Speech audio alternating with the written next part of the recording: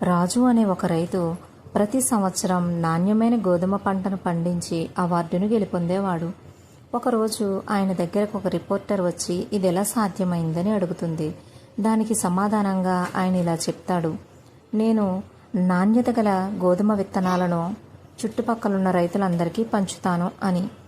ఆమెకేమీ అర్థం కాదు. అప్పుడు ఆయన ఇలా వివరిస్తాడు, గోధుమ పంట పరాగ సంపర్కం ద్వారా వృద్ధి చెందుతుంది.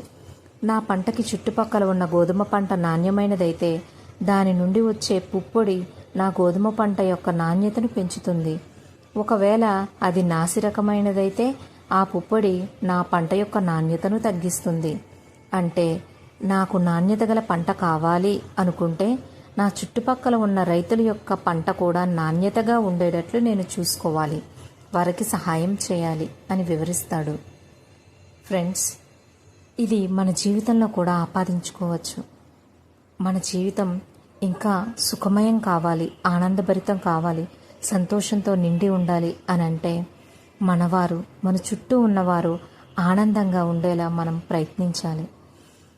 వారికి ఏదైనా సహాయం కావాలి అని అంటే వారికి సహాయం అందించడం ద్వారా, వారి జీవితంలో మనం ఆనందం నింపడం ద్వారా మనం ఆనందం పొందవచ్చు. ఒక్కసారి నీ వద్దకు వచ్చిన వారికి సహాయం చేసి చూడు, ఆ ఆనందం నీకే తెలుస్తుంది.